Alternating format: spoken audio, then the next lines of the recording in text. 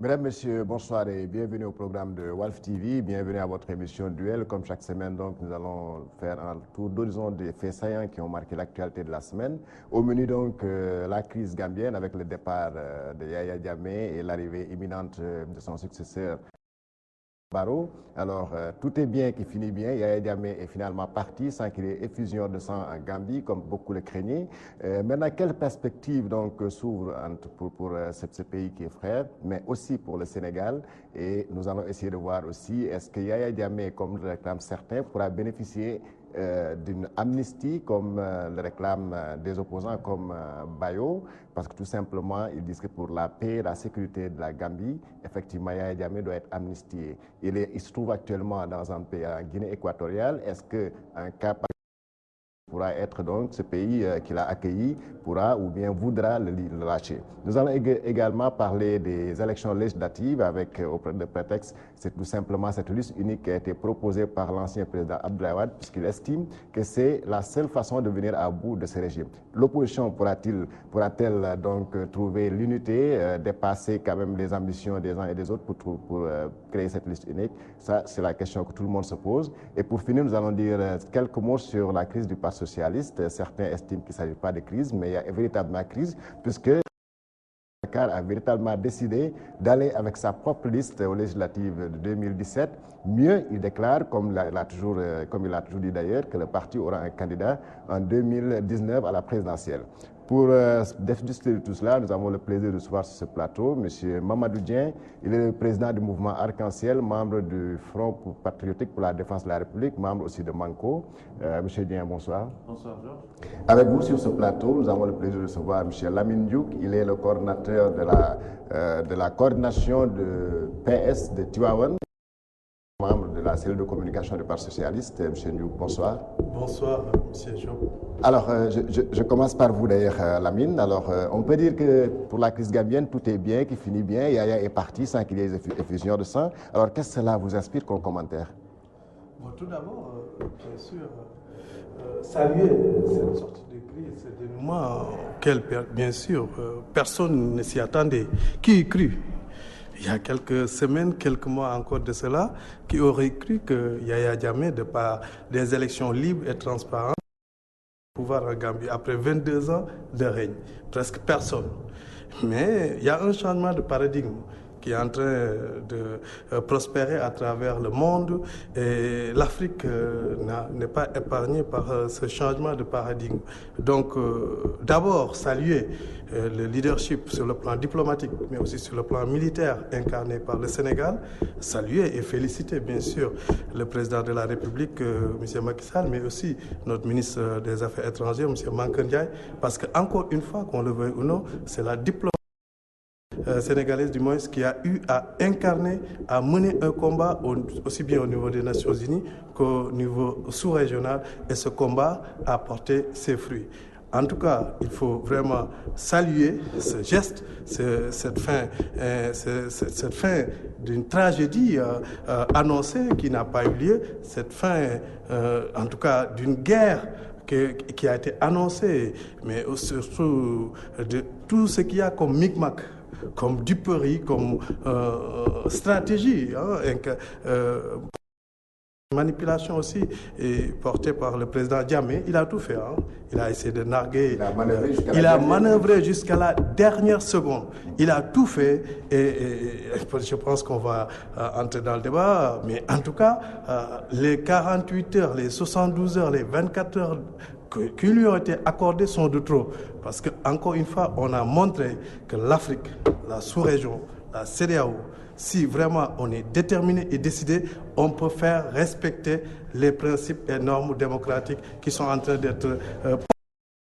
Vous avez salué le rôle qu'a joué le Sénégal dans cette crise, dans ce dénouement heureux. Qu'en est-il maintenant du rôle qui a été joué par les deux présidents Condé et Aziz de la Mauritanie? Bon, quand même, c'est un peu mitigé, franchement, parce que la CEDEAO, c'est ce qui a été reconnu aussi bien par les Nations Unies. D'ailleurs, la CEDEAO a eu mandat, a une délégation de pouvoir manifester par les Nations Unies, par l'organisation africaine aussi, et cette communauté a tout fait pour incarner un leadership, en tout cas pour incarner un positionnement au niveau sous-régional. Ils ont eu à mener des débats, ils ont eu à mener des négociations avec des personnes bien désignées et attitrées. Ces négociations, parce qu'on avait dit quoi? La CEDEAO a été claire.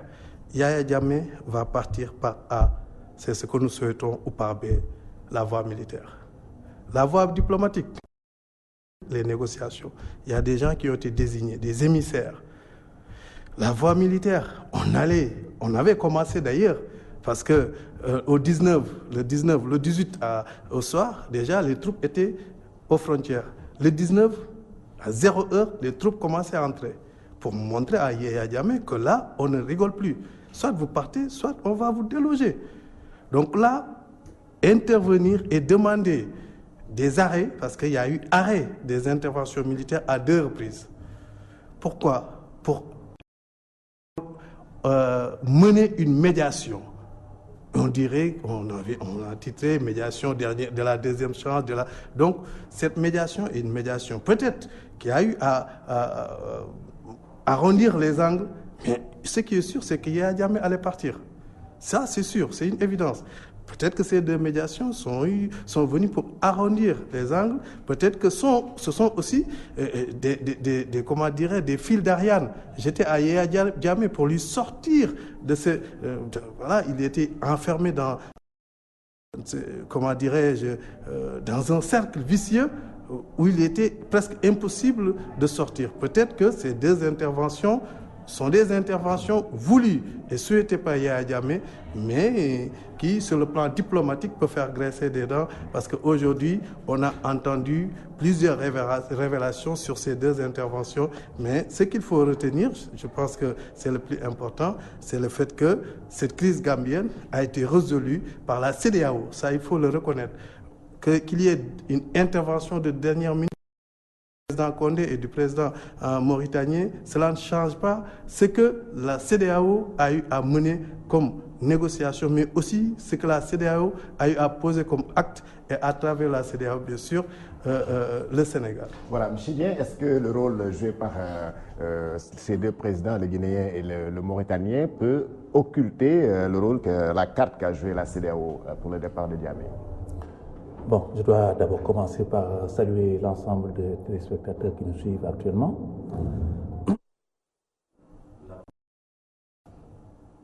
TV et tout le personnel, son président directeur général, M. Sidy Lamine Niasse, qui donne toujours l'occasion à l'opposition, au moins, de pouvoir participer au débat public, contrairement à ce qui se passe dans les médias d'État.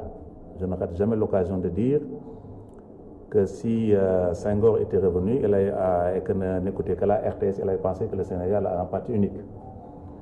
Tellement c'est l'ostracisme envers cette frange de la population qui est l'opposition démocratique. Bon, nous allons parler de la situation en Gambie. Bon, moi je pense qu'il n'y a pratiquement rien de nouveau sur les tropiques, puisque le président Jammeh nous a habitués de ses frasques. Je me souviens du président Macky Sall, fraîchement élu, a consacré son premier voyage à ce pays frère.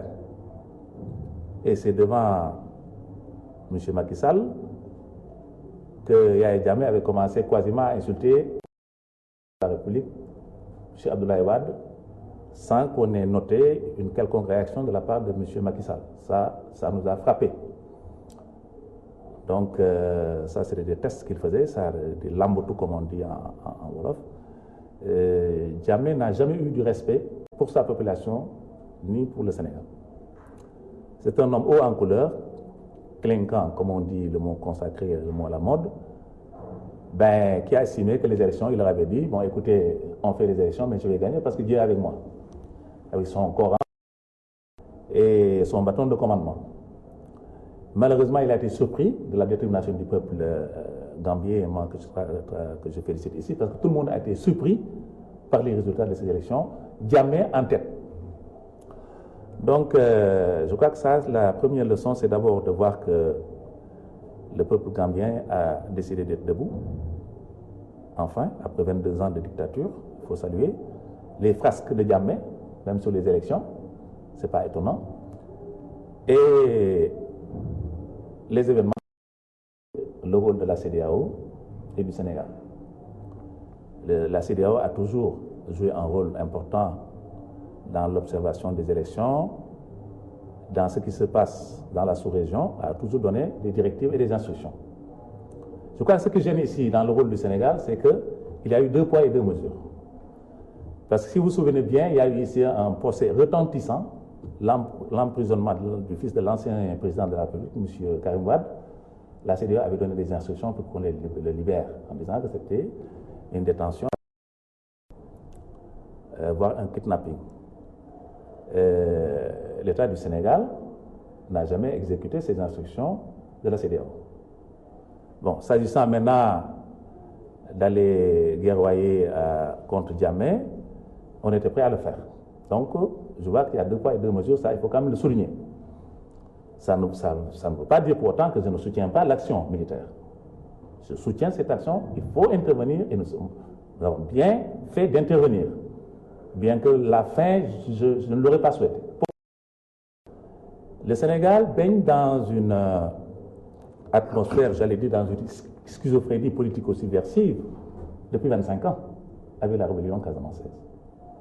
Et c'est Jammeh qui abrite les rebelles et qui les arme, qui les finance, qui les nourrit, qui les arme, depuis qu'il est là depuis 22 ans. Donc, c'est une situation qui a été gênante, de tout temps. Alors, avec cette occasion que nous avons, afin de pouvoir légalement et de nettoyer proprement ce pays des rebelles, bon, là on s'est arrêté, moi je suis resté un peu sur ma faim. Vous vouliez quoi? Vous auriez souhaité qu'il soit pris et amené quelque part en prison à la CPI? Moi, mon problème, Jammeh a pris de l'argent et a vidé les caisses avant de partir. C'est un antidémocrate, c'est un dictateur. C'est d'abord le problème des Gambiens eux-mêmes. Ils n'ont qu'à se rebeller, ils n'ont qu'à faire des sacrifices pour régler ce problème. L'intérêt du Sénégal, pour moi, c'est le premier, c'est le pont. On ne peut plus accepter de faire 2 ou 3 jours pour quitter Kaolack et aller à Ziguinchor. Ce n'est pas acceptable. Ça a des intérêts majeurs qu'il faut régler. Nous prenons l'occasion de régler ce problème. Le deuxième problème, mais c'est la rébellion. On ne peut faire aucune politique économique en Casamance à cause de cette rébellion résiduelle, mais très active, que Jammeh a abrité en Gambie. Donc ça, il nous faut régler ça. Autre chose. Et je le dis, cette occasion que nous tenons, parce que ce n'est pas la première fois. On dit, ouais, Sénégal, on a été brave, on a été extraordinaire. Non, ce n'est pas nouveau. Le Sénégal s'est toujours intéressé à ce que... Il faut que les gens aussi arrêtent un certain discours. Ce pays-là ne date pas d'hier. La Gambie a toujours eu des problèmes. Quand il y a eu le coup d'État de Kokoy Samba Sagna, on est parti là-bas. Les commandos, les paracommandos sont partis. On a perdu énormément de soldats là-bas. On a réglé le problème. C'est après que Diawara est rentré à Banjul. Le Sénégal lui a fourni la sécurité. Il y avait des gendarmes qui le gardaient. Il n'en avait pas.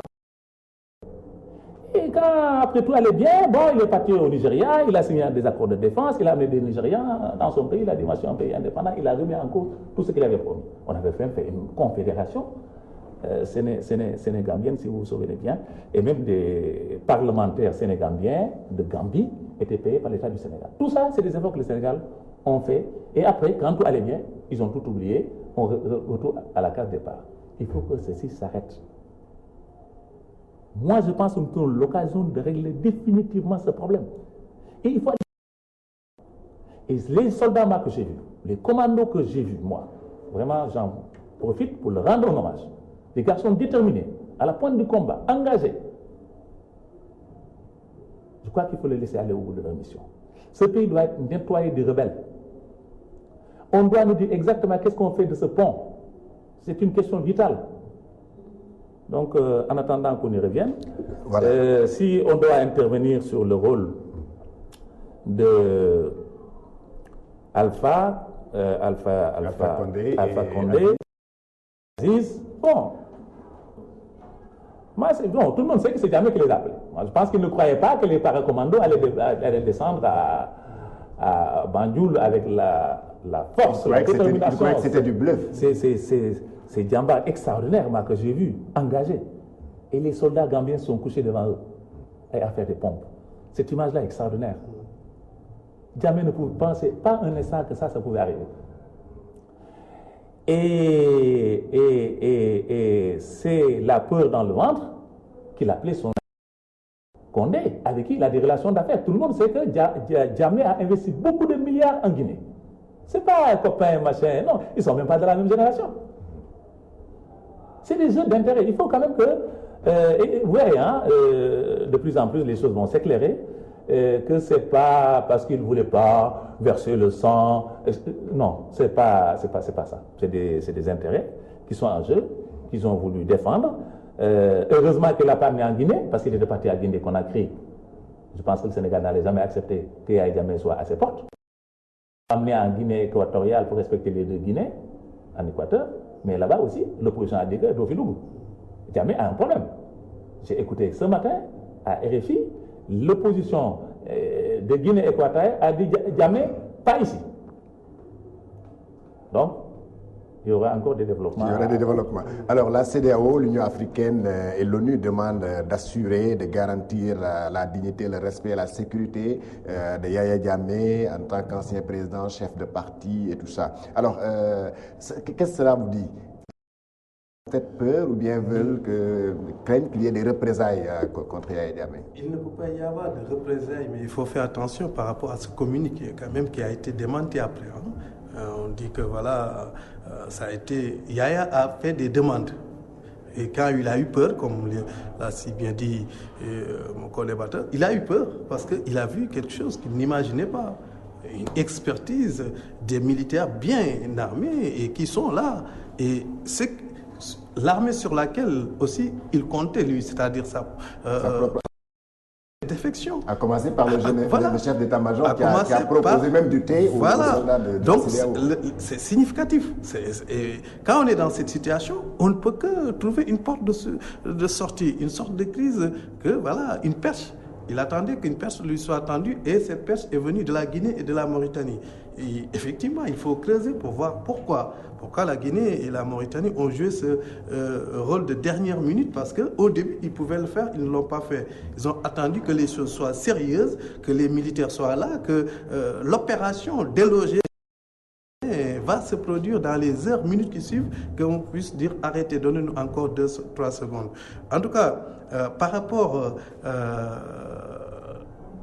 au cas Jammeh, parce que c'est un cas. Jammeh, c'est 22 ans.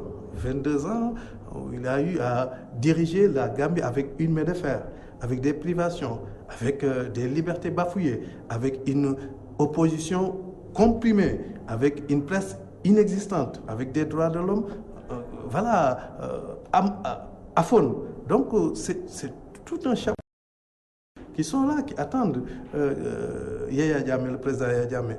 Bien évidemment, il va répondre. On ne peut pas passer tout cela à perte et profit. Donc vous n'attendez pas à ce qu'il y ait amnistie? Ah non, il ne peut pas y bénéficier. C'est quand même trop facile. Écoutez, je pense qu'après, c'est aux Gambiens, parce que n'oublions pas qu'on parle d'un État souverain, un président qui a été démocratiquement élu, qui a prêté serment en territoire gambien à l'intérieur du Sénégal, mais même la Gambie est à l'intérieur du Sénégal, donc le parlement doit être atténué.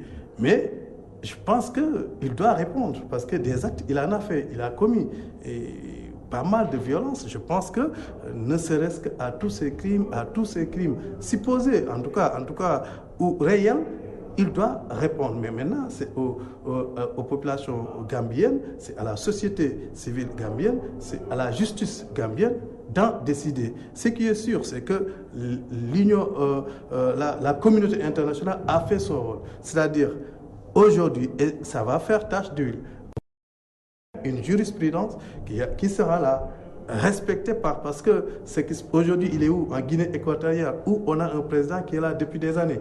Donc, à côté, il y a ainsi de suite, ainsi de suite.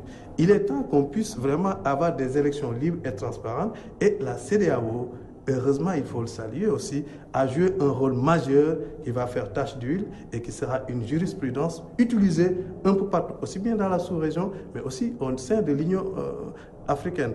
Parce que c'est bien facile d'organiser des élections, de tripatouiller. 80, c'est que faisait Yaya Jammeh. Donc aujourd'hui, la population a su ruser, parce que c'était un jeu de dupes. Barrow, personne ne l'attendait, c'est un homme d'affaires, loin d'être politique, même s'il faut se méfier de cette... Parce que tout étant homme d'affaires, moi je pense qu'il est aussi politique. Donc ça, c'est juste pour faire passer un peu la pilule, mais je pense que c'est un président qui peut incarner, en tout cas apporter le renouveau espéré en Gambie, mais bien sûr, essayez nous aussi de revoir notre partenariat. Parce que ça n'a pas été un partenariat facile. Ça n'a jamais été facile entre la Gambie et le Sénégal pour plusieurs raisons. Parce que la Gambie, stratégiquement, est à l'intérieur du Sénégal. La Gambie est un pays anglophone, le Sénégal un pays francophone.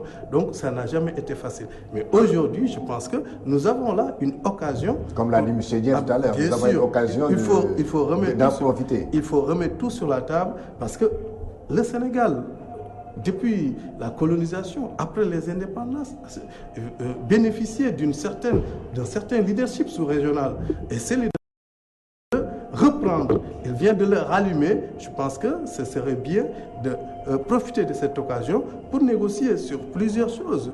Il a parlé de ce pont que tout le monde attend. Depuis les indépendances, on parle de ce pont. L'argent est disponible, les négociations signées. Qu'est-ce qu'on attend pour avoir ce pont? Je pense que là, ce sera un des points principaux. Je pense que ce sera une des premières questions que c'est le président Macky Sall et le président Barrow. Je le pense, en tout cas, je le souhaite. Ce sera une des premières questions qu'ils aborderont et plusieurs d'autres questions, surtout la crise casamançaise, la rébellion. Mais il faut aussi souligner que on a, au sein même de la Casamance, on a un changement d'approche avec les rebelles. Et ce changement d'approche est en train de porter ses fruits, malgré le fait que, bien sûr, Jammeh a été pendant longtemps celui qui protégeait, et celui même qui, on l'a vu avec les armes russes, celui qui, parfois, même donnait, armait même les rebelles. Mais aujourd'hui, en tout cas, je pense qu'une nouvelle page s'ouvre. Il faut que nous accompagnions. C'est notre rôle. Nous l'avons fait. Ce n'est pas pour rien que le président au Sénégal. Donc, c'est à nous, Sénégal, qu'on le veuille ou non, leader et vitrine démocratique, c'est à nous d'accompagner la Gambie, d'accompagner le président Barrow. Voilà, M. Dia, une nouvelle page s'ouvre entre le Sénégal et la Gambie. Quelles doivent être les priorités du nouveau président Barrow? Bon, moi j'ai écouté le président Barrow. J'ai trouvé un homme lucide. J'étais surpris de sa... Il se connaît.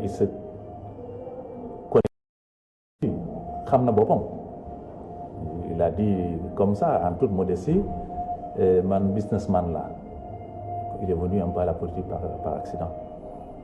Et que, il dit aussi, on a pris notre père, c'est Darbo. Il a mis en prison, il fallait quelqu'un pour sauver la maison du père. Moi j'ai bien aimé cette analyse, cette modestie.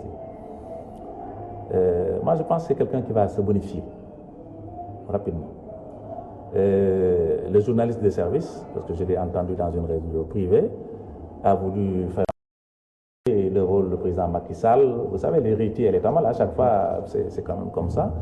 Bien que la Gambie, le Sénégal a toujours été à côté de la Gambie dans les moments difficiles, nous avons fait des sacrifices, je l'ai dit tout à l'heure. Il y a beaucoup de militaires qui sont morts en Gambie. Il faut des Kaba 1, il faut des Kaba 2. Ça, c'est le rôle traditionnel du Sénégal. On ne peut pas regarder la Gambie sombrer sans rien faire. Même là, il a été il a pris de la hauteur. Il a parlé en termes de peuple, en termes de mission, disons, historique. Vous voulez dire qu'il sait bien ce qu'il attend? Il est très lucide. Et je pense qu'il va poser des actes forts. D'abord, il a demandé un agenda qu'il va faire avec tout le monde, une feuille de route, parce qu'il dit qu'il ne faut plus tâtonner. Il sait que le Sénégal n'est pas parti là-bas en promenade. Ça, je crois qu'il est conscient de ça. Les Sénégalais ont des intérêts vitaux à défendre. On ne peut plus, tous les 5-10 ans, qu'on dise que Kokoy Samba Sagna, Yaya Jammeh a fait un coup d'État, Massamba, on envoie les militaires, les gens meurent, on revient, page départ. Ça, c'est fini. Je crois qu'il doit être conscient que le Sénégal veut régler définitivement cette histoire, qu'on ait des relations. On ne peut pas garder à nos frontières, à l'intérieur du Sénégal, un pays surarmé qui finance des rébellions à l'intérieur du Sénégal. Ça, le Sénégal ne doit plus le laisser passer. Il doit le dire très clairement avant que ce pouvoir ne s'implante et se fortifie. Nos militaires sont là-bas. Il faut des conditions très claires. Il faut se parler franchement. Nous sommes plus forts. Nous sommes très forts à côté de la Gambie. D'accord, qui ne joue pas le rôle comme Monaco, mais aussi qui n'essaie pas de nous transporter à l'intérieur de notre pays des troubles et de l'insécurité. Je crois qu'une fois que ces objectifs-là sont clairement définis, on aura fait une excellente mission. On aura aidé à restaurer une démocratie en Afrique. C'est aussi un peu la mission de la CEDEAO. Le Sénégal en fait partie. Le Sénégal est à la pointe. Nous avons fourni le plus fort contingent, bien que les autres soient avec nous. C'est important. Nous avons des intérêts spécifiques qu'il faut défendre et clairement, sans tergiverser. Moi, c'est les enseignements que je tire dans cela. Au plan interne, je déplore encore une fois qu'on envoie l'armée nationale en guerre à l'extérieur des frontières, ce qui est quasiment une déclaration de guerre, sans que le président ne s'adresse à l'Assemblée nationale.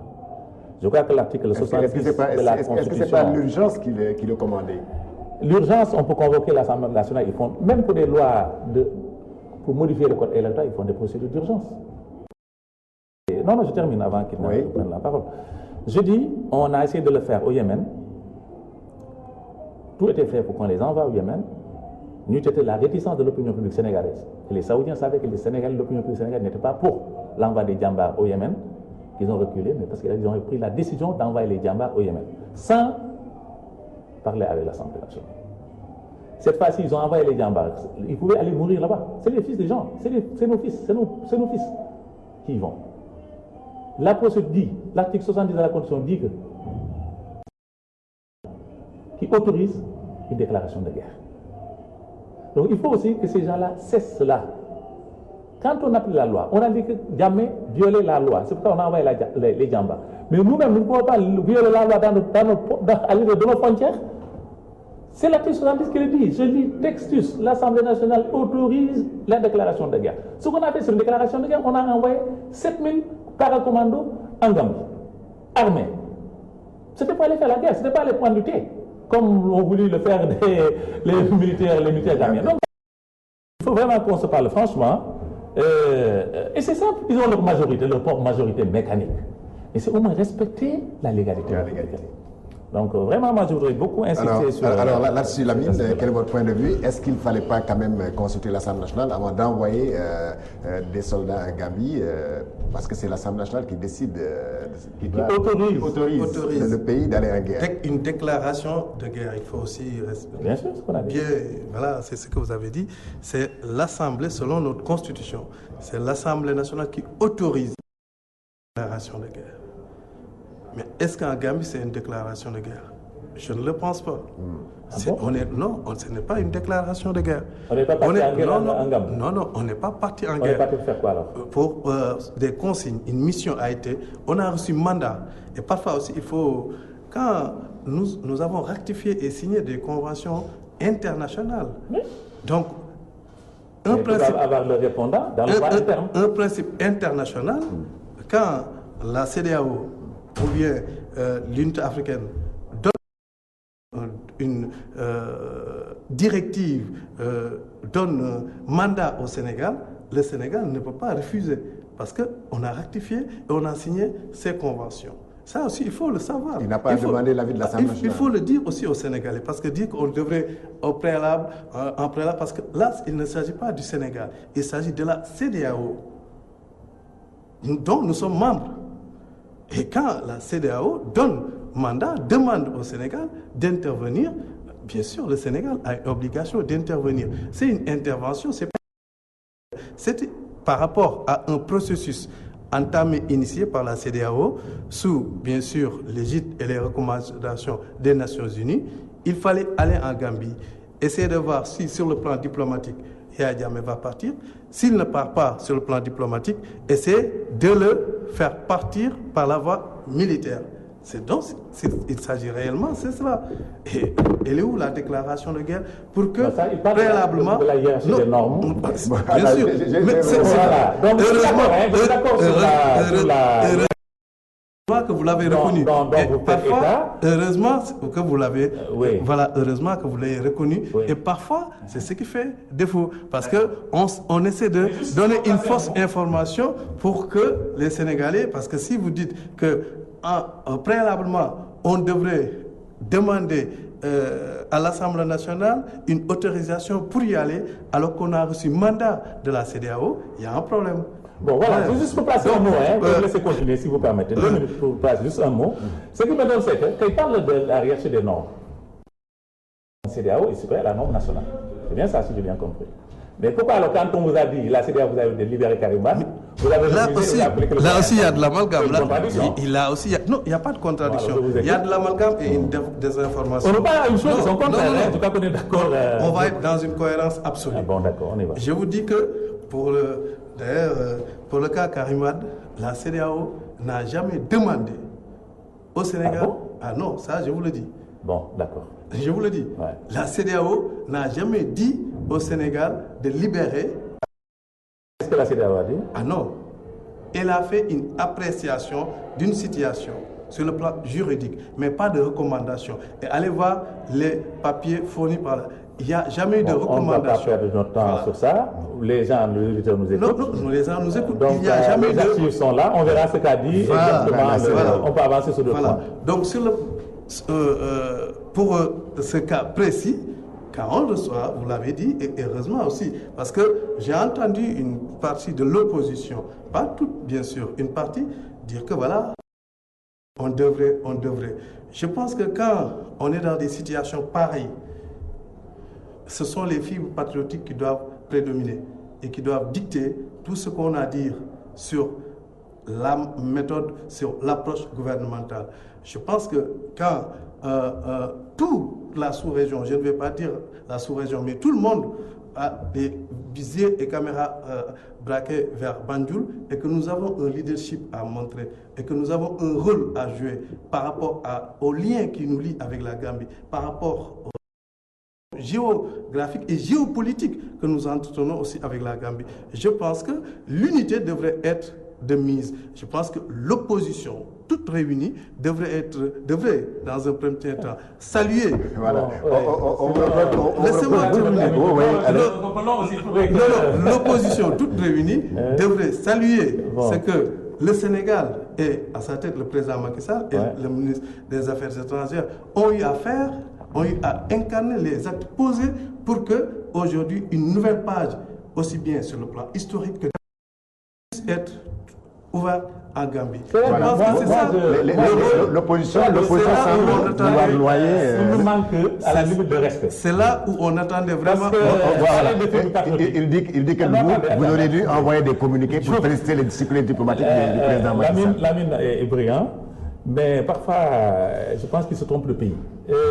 Il parle de FIPA. Moi, j'ai rendu hommage au Djambar, tu ne l'as pas fait. Je les ai rendu hommage. Moi, je ne t'ai pas entendu rendre hommage au Djambar.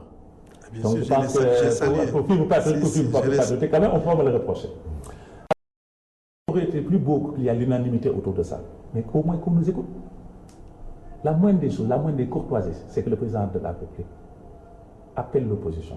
Quand il a voulu faire le dialogue au cinéma, là, qui a amené d'ailleurs des problèmes parmi nous, on a vu les Mbaye Père, il a même demandé des députés, des ministres de Griot, bon, pour des quotas, comme c'est des quotas. Bon, on va parler de vos quotas, le Parti socialiste. Non, il n'y a pas de quotas. Il n'y a pas de quotas. La moindre des choses, c'est quand même d'appeler l'opposition, de leur dire, bon, écoutez, voilà la situation en Gambie, bon, on va y aller, on va les dire, par courtoisie.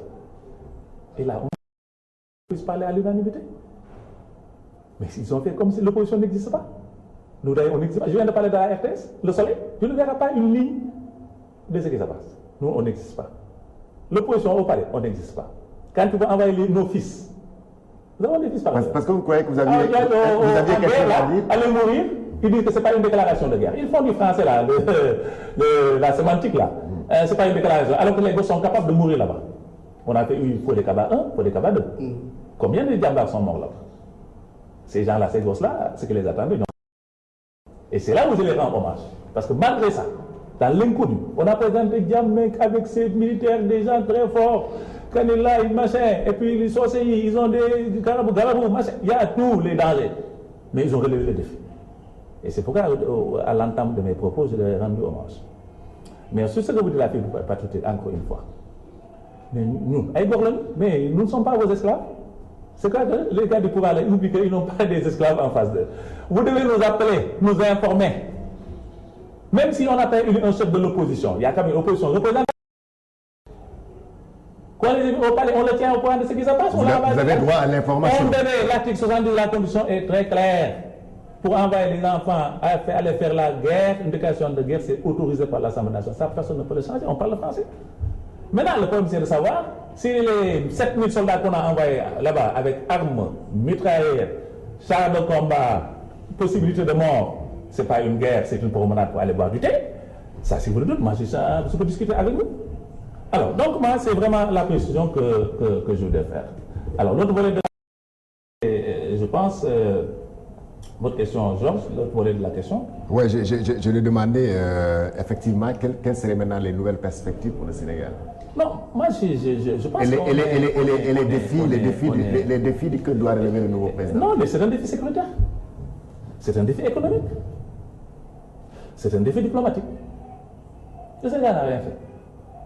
Je vous dis, la Russie, c'est la Russie qui avait signé un accord de défense. On n'était même pas au courant avec la Gambie.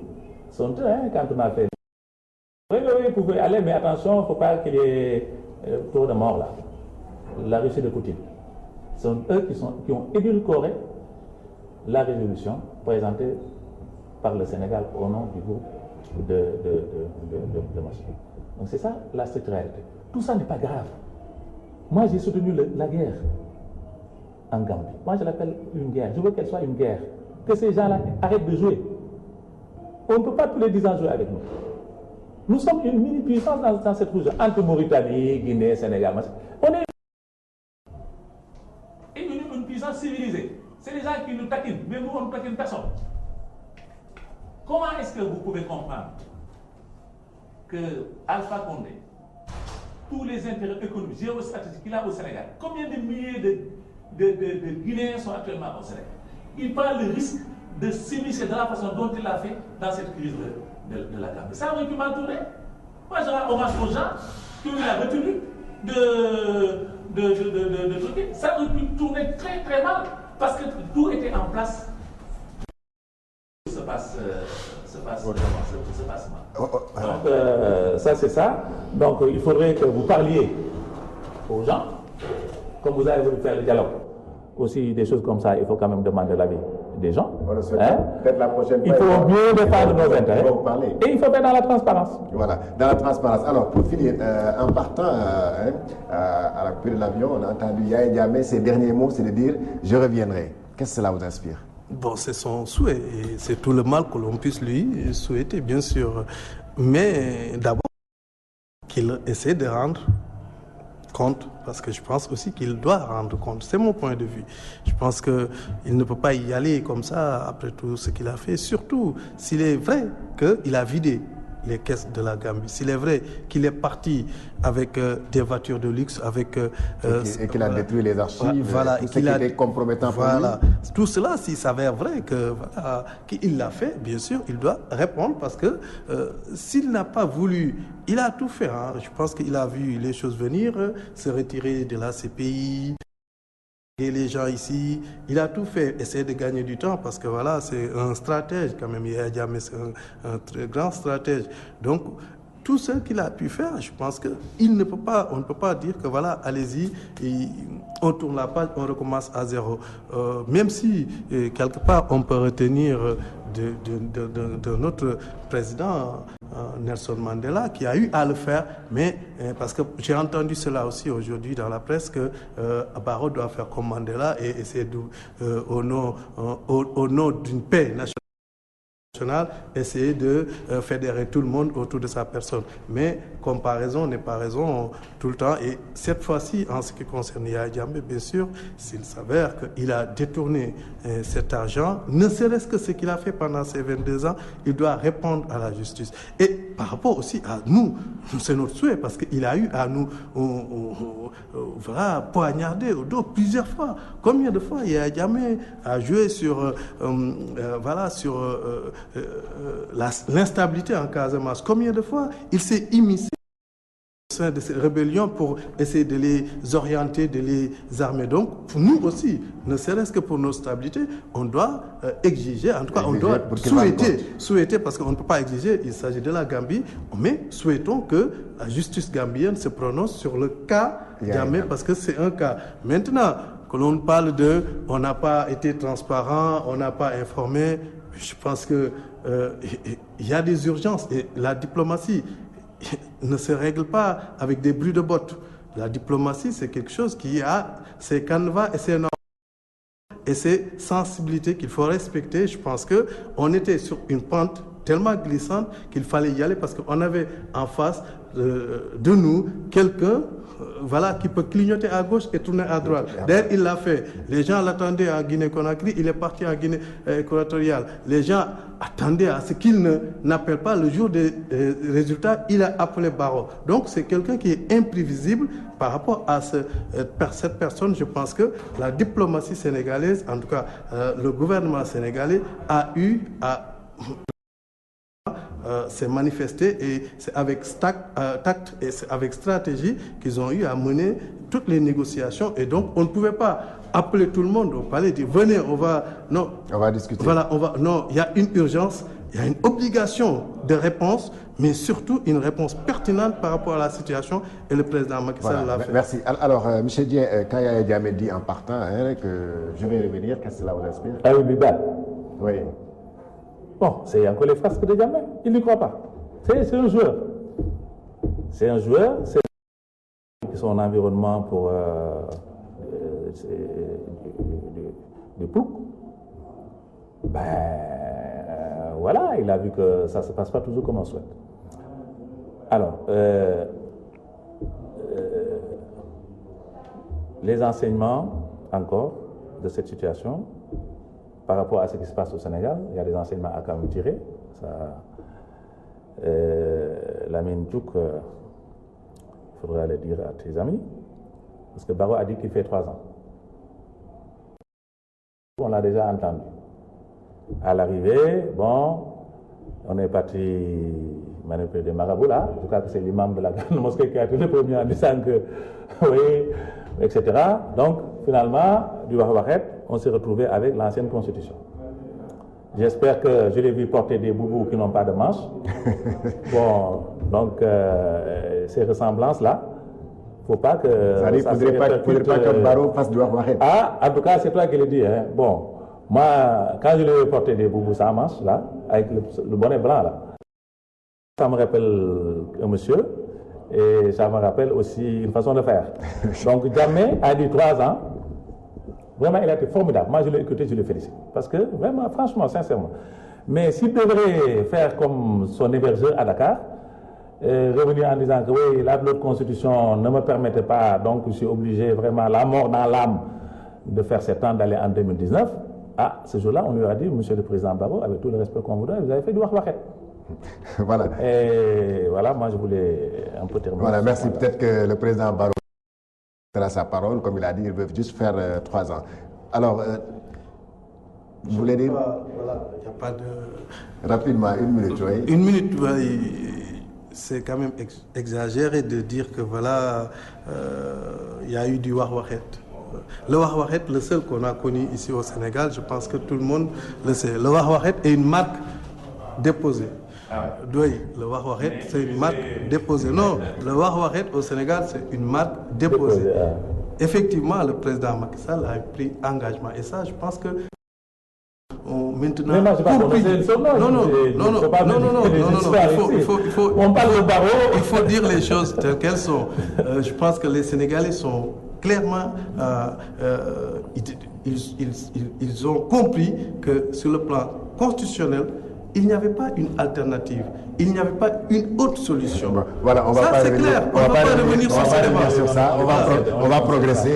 Non, parce que les sympathiques, hein, donc moi, Voilà, on va progresser pour aborder donc la seconde actualité, c'est toujours le processus électoral avec les élections législatives. Le chef de parler du président Abdoulaye qui demande à l'opposition de former une liste unique parce que c'est la seule solution, c'est le seul moyen, d'après lui, de venir à bout de Benno Bokk Yakaar, de Macky Sall, de son régime. Monsieur Dieng, vous êtes de l'opposition de Manko, de Benno du Front Patriotique, FPDR. Alors, est-ce que vous pensez que véritablement l'opposition peut s'unir autour d'une seule liste aux législatives? L'opposition est obligée. D'abord, je dois rendre hommage au président Abdoulaye Wade, qui a fait quand même preuve de générosité. Parce que tout le monde sait que la principale force de l'opposition, la locomotive de l'opposition, c'est le PDS. Et on a vu le récent meeting de mon ami et frère que je salue au passage, de Saint-Louis, Fall. Fall Braya. Fall Braya. Oui, Fall Braya. Le meeting qu'ils ont organisé montre encore une fois que le PDS a de très beaux restes. Il a un potentiel électoral intact, qui ne demande qu'à être organisé et à être mobilisé, à être motivé. Et vous, au niveau de l'opposition, donc je rends hommage au président Wade d'avoir voulu faire une liste commune de l'opposition. C'est lui qui l'a proposé. Le reste de l'opposition, à mon avis, est obligé d'aller dans cette direction. C'est ça qui nous donnera la force d'aller affronter le camp d'en face. Nos amis sont des quotataires. Il semble qu'il y a 10 députés PS, 15 AFP, 1 à mon ami El Hadj Diouf, 2 à etc. Donc c'est des quotas là. Parce qu'aucun d'entre eux n'a le courage d'aller seul aux élections. Donc c'est tonton Macky au bois allemand. C'est bien, hein, c'est des stratégies politiques. Mais ça doit nous inspirer. Bon, même nous, si on ne fait pas tonton Wade Yobo Alagnou, on doit pouvoir quand même comprendre que c'est l'unité, le chemin. Nous avons tenté d'aller en ordre dispersé pendant les élections législatives de 2012. On a suivi une sorte de bérésinat, on l'a vu. On peut consulter un groupe parlementaire.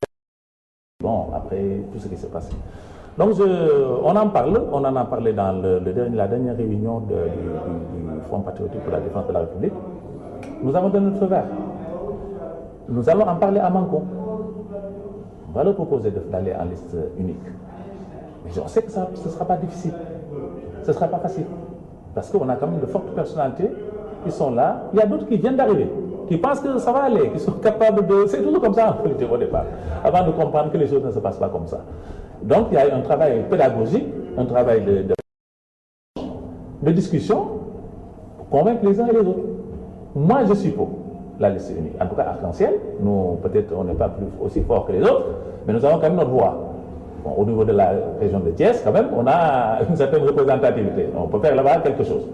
Bon, nous on est pour la liste unique. Il faut y aller. Mais aussi il faut qu'on soit réaliste. Parce que nos amis là, nous n'ont pas pu laisser tranquille. Ils vont créer leur propre opposition. Ils ont commencé. On a vu des gens qui tiennent des langages bizarres là. Bon, ils vont construire des listes pour brouiller l'électorat. Ça aussi, c'est des stratégies politiques. Donc, nous, au total, donc, comme résumé, nous sommes pour la liste unique. Nous allons travailler à ça. Nous sommes pour la vigilance, parce qu'on sait à qui on a affaire. Mais surtout, nous mettons en garde, si vous voulez qu'il y ait des élections. C'est qu'il y ait un fichier électoral fiable.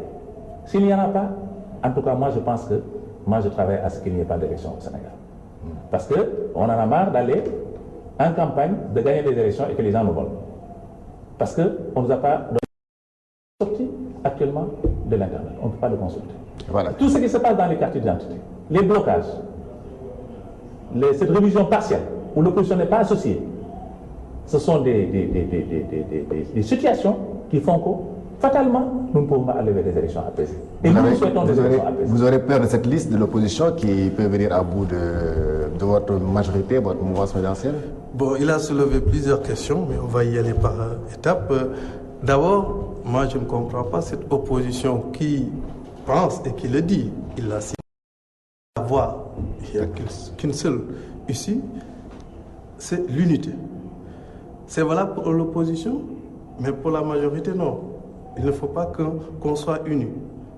C'est-à-dire, moi, je veux le bien que pour moi. Les autres, ce n'est pas mon problème. C'est quand même une bizarrerie.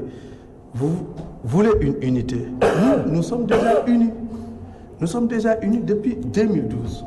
Et ce qui se passe au Sénégal avec Benno Bokk Yakaar, c'est quand même, encore une fois, il faut le souligner, une exception dans l'annale politique sénégalaise.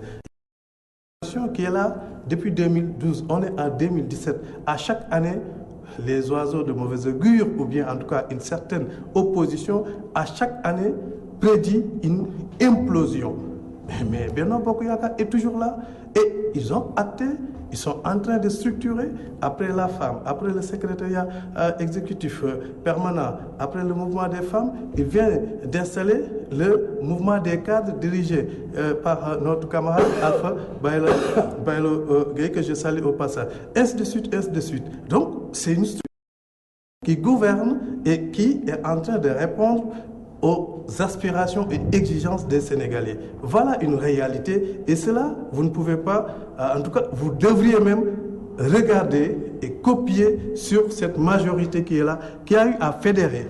Il y a eu le président Macky Sall, ce n'est pas du tonton Macky Yobale, mais loin de là. C'est une opposition, ce sont des engagements pris devant les Sénégalais.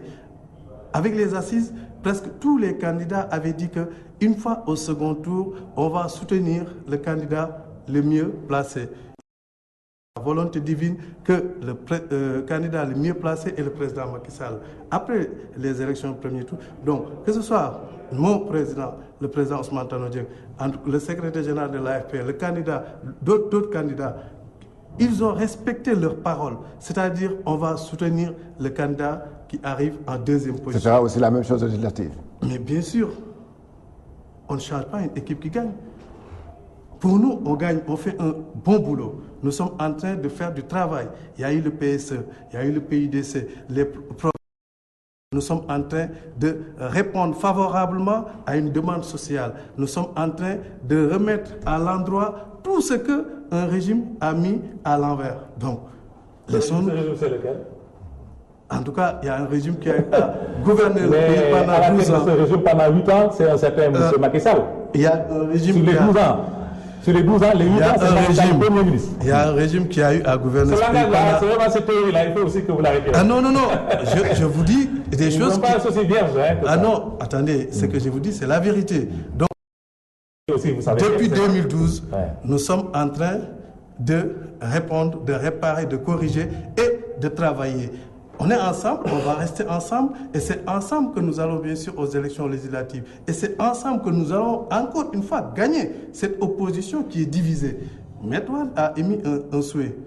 Mais nous savons très bien que c'est même... ça ne se fera pas. Parce que cette opposition, ne serait-ce que sur le statut, ne serait-ce que sur la Constitution, le droit confère à l'opposition, c'est-à-dire de trouver un président de l'opposition, de trouver. Ils ne sont pas à même de s'unir, de parler le même langage. Mais cette opposition, croyez-vous que, pensez-vous une seule seconde qu'elle va donner une liste unique pour les élections législatives? Mais on verra bien. Je ne le pense pas. Non, je ne le pense pas. Voilà, vous n'allez pas parler à leur place, mais ils vont voir. Là où il est intéressant, il dit, oui, vous devez en faire parce que vous êtes en train de vous réunir. Bon. Il oublie que il y a eu des coalitions pour politique. Mais la plupart des coalitions qui sont faites pour changer des régimes politiques, en tout cas moi ce que j'en sais, la plupart, ils l'ont fait sur des valeurs de principe. D'accord. Un grand parti comme le Parti socialiste qui a gouverné ce pays pendant 40 ans ne peut pas quand même continuer à faire du tonton Yobale. Ah non, ça choque. Et vous dites pour se mourir. Attendez, attendez, monsieur. Non, je ne peux pas me permettre de vous laisser dire des choses inexactes. Non, mais je vous ai écouté avec courtoisie. Moi aussi, vous avez dit même que vous devez signer le cadre de la Côte d'Ivoire et tout, je vous ai écouté. C'est une phrase. Allez-y. Non, non, je vous dis qu'il n'y a pas du tonton Yobalima. Je vous ai rappelé, non, je suis désolé, je vous ai rappelé les conditions. Moi, j'aime bien le Parti socialiste. Je suis pas. C'est un patrimoine national, c'est normal. C'est le parti de Senghor. Vous faites partie des 40 ans. Vous allez devoir faire vos classes. Ça me voit désolé d'être derrière là, toppatoo, oui, monsieur le président, deux ministres là, Mbaye Thiam, oui, un autre. Monsieur. Non, un parti qui a gouverné 40 ans, ça me choque. Monsieur, voilà, je vais vous dire rapidement. Je vais vous dire. Vous avez des chances d'adopter. Ouais. Et vous respectez. Ce n'est plus le cas de la Côte d'Ivoire. Vous respectez. Ils sont la primature. Vous respectez. Ils appuient la politique du gouvernement. Vous respectez le Parti socialiste et croyez-moi, vous n'êtes pas le seul. Et si vous respectez le Parti socialiste, c'est parce que non seulement c'est un patrimoine national, mais c'est parce que c'est le parti qui inspire respect et considération. Ceci étant dit, il n'y a pas de moudier pour se mourir. Nous ne sommes pas dans du yobalema. Quand même, il faut respecter la parole donnée. Quand même, c'était quoi? On a pris. Non, c'est fait. Attendez, non. Regardez les archives. Les archives sont là. On a pris. Non, c'est pas de l'habillage. Non, c'est les archives là. Vous n'avez pas appliqué. Attendez, l'argent qu'on a donné à Tanor là. Vous demandez aux hommes politiques de respecter leurs paroles. Voilà quelqu'un, le président Ousmane Tanor. Il y a l'habillage. Non, il n'y a pas d'habillage. Non. Merci Lamine. On me dit que malheureusement le temps qui nous est imparti est terminé. J'aimerais juste dire que ce n'est pas du yobalema. Nous sommes en train de poursuivre un compagnonnage par une parole donnée. C'est avec respect et considération que le Parti socialiste occupe son rôle et va continuer à le faire. Voilà, merci à Lamine Diouk. Je rappelle que vous êtes le coordinateur de la coordination socialiste de Tivaouane. Vous êtes aussi membre de la cellule de communication du PS. Merci à M. Mamadou Dieng. Je rappelle qu'il est le président du mouvement Arc-en-Ciel, membre du FPDR et de Manko Wattu Sénégal, ancien trésorier de l'Assemblée nationale et du Sénat. Merci à l'équipe technique, Cheikh Tidiane Ndiaye. Merci à Cheikh Tidiane Diop. Merci aussi à vous, chers téléspectateurs. Passez une excellente semaine, une excellente soirée avec les programmes de Walf TV.